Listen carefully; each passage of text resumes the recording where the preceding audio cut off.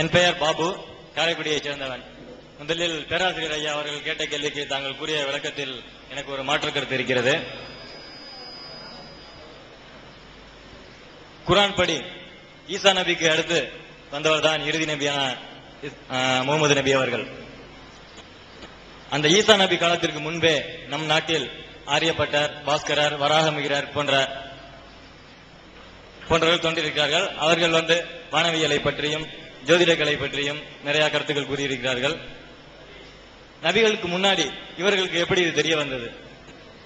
எனது கேள்வி, நீங்கள் ஏற்கனவே ஒரு நிகழ்ச்சியில் முன்பே கூறியிருக்கிறீர்கள், இந்த உலகம் ஒரு பரீட்சை மேடை மாதிரி. குர்ஆனில் ஒரு வசனம், நிச்சயம் அல்லாஹ் உங்களை சூழ்ந்தறிந்தவனாக இருக்கின்றான் என்று கூறியிருக்கிறீர்கள். எல்லா காலமும் தெரியுது, அல்லாஹ்வுக்கு தெரியுது அப்படின்னு சொன்னா ஏன் இந்த வேலை?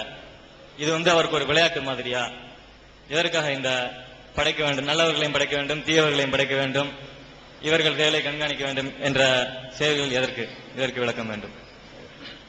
அதாவது நபிகள் நாயகத்துக்கு முன்னாடியே எத்தனையோ விஞ்ஞானிகள்லாம் தோன்றி எத்தனையோ அறிவியல் உண்மைகள்லாம் சொல்லி இருக்கிறாங்க.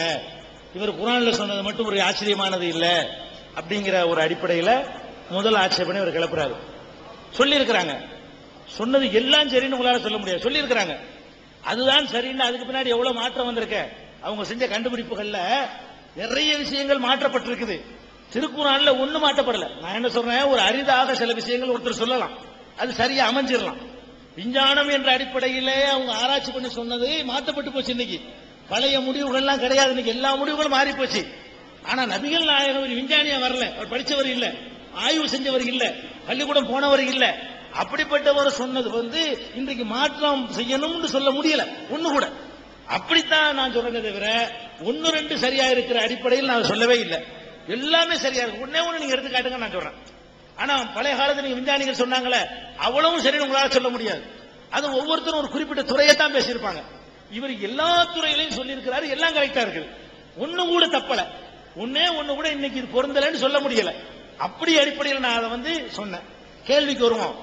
என்ன கேட்கிறாருன்னா, எல்லாம் தெரிஞ்சவர் கடவுள், இவர் விளையாட்டு பண்றாரா? பாதி பேர் நல்லவன் கெட்டவன், எல்லாத்தையும் நல்லவன் ஆக்கிட்டு போயிட வேண்டியதானே, எல்லாத்தையும் கெட்டவன் ஆக்கி என்ன விளையாட்டுன்னு கேட்கிறாரு. இது ஒரு நல்ல கேள்வி. அதாவது ஒருத்தருக்கு நம்ம பரிசு கொடுக்கிறதா இருந்தா அவரை சோதிச்சு பார்த்து அவர் வெற்றி பெற்று அதுக்கு பிறகு அதை கொடுத்தா தான் அவருக்கு ஒரு பெரிய மரியாதையா இருக்கும். ஒருத்தர் வர்றாருன்னு வைங்களேன், 50 ரூபாயை கொடுக்குறீங்க, பெருசா அவர் தெரியாது, ஒரு சின்ன ஒரு பரீட்சை வச்சு அதுல ஜெயிச்சதுக்கு 5 ரூபாய் கொடுங்களேன், அதை காட்டிட்டு தெரியும் ஜெயிச்சுட்டான். மனிதனுடைய சைக்காலஜியா என்ன நினைக்கிறான்னு கேட்டா, அவன் செய்த சாதனைக்கு என்னமாவது கிடைக்கணுமா, அதைத்தான் அவன் பெருசா எடுக்குவான். 100 ரூபாய் கையில கொடுங்களேன், அது பெருசா போய் 4 பேர் பாராட்ட மாட்டான். 100 ரூபாய் கொடுத்தாருன்னு தெரியாம வாங்கி வச்சுட்டு போயிருவான். ஒரு கூட்டத்துல பரிசா கொடுத்தீங்கன்னு வைங்க 5 ரூபாய், இதை கொண்டே எல்லாத்தையும் காட்டுவான். எனக்கு 5 ரூபாய் கிடைச்சிச்சு, ஏண்டா கிடைச்சு, நான் ஓட்டப்பந்தயத்தில் 2வது வந்துட்டேன், நான் ஃபர்ஸ்ட் வந்துட்டேன், அதிக மார்க் எடுத்துட்டேன், பேச்சு போட்டியில முதல்ல வந்தேன் சொல்றான். அப்ப எல்லா மனிதர்களுமே தன்னுடைய உழைப்புக்கு ஏதாவது கிடைப்பதைத்தான் விரும்புறான். மனிதனுடைய சைக்காலஜி என்ன இருக்குன்னு கேட்டா, நாம் பட்ட பாட்டுக்கு எனக்கு கூலி கிடைக்கணும், அதுதான் ஆசைப்படுறான். பிச்சையை கிடைக்கிறது அவ்வளவு விருப்பம் கிடையாது. அதனாலதான் கடவுள் என்ன பண்றாருன்னு கேட்டா, மனித குலத்துக்கு சில டெஸ்ட வைக்கிற அவருக்கு முடியும், நினைச்சா எல்லாரையும் ஒரே மாதிரி ஆக்கியிருக்க முடியும்.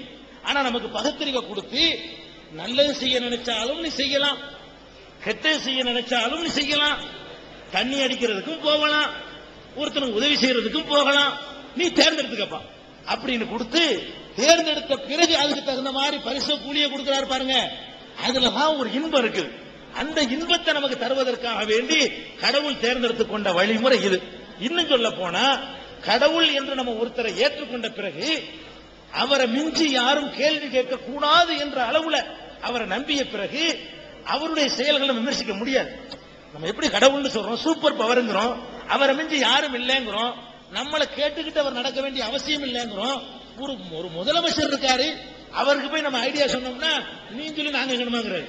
இவர் சொல்றாரு, ஒரு பிரதமர் இருக்காரு, அவருக்கு போய் நம்ம ஒரு ஐடியா கொடுத்தோம், எனக்கு அறிவு சொல்ல வேண்டியோ, அப்படி ஒரு அப்ப மகன் என்ன சொல்றான், என்னடா நான் பெத்த குட்டி நீ எனக்கு சொல்லணே இல்லையா?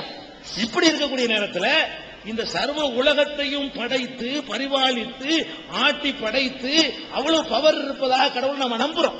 அப்படி நம்பின பிறகு நீ எப்படி அதை செய்யலாம்னு கேட்க முடியுமா? அப்படிங்கிற ஒரு அடிப்படையில் நம்ம கடவுளை ஏற்றுக்கொண்டோம் இது ஏத்துக்கணும். இல்லைன்னா கடவுளை ஏத்துக்கிறான் போனது விஷயம். கடவுள் நம்ம ஏத்துக்கிட்டோம்னா சரி அவர் தான் படைச்சார், அவன் தான் வேற வழி இல்லை, வேற ஒருத்தன் படைக்க முடியாது, அவன் தான் படைச்சு விட்டான், அவனுடைய ஏற்பாடை ஒத்துக்கிறத தவிர வேற வழி நமக்கு இல்லை அப்படின்னு தான் நம்ம எடுத்துக்கிட்டோம்னா குழப்பம் வராது.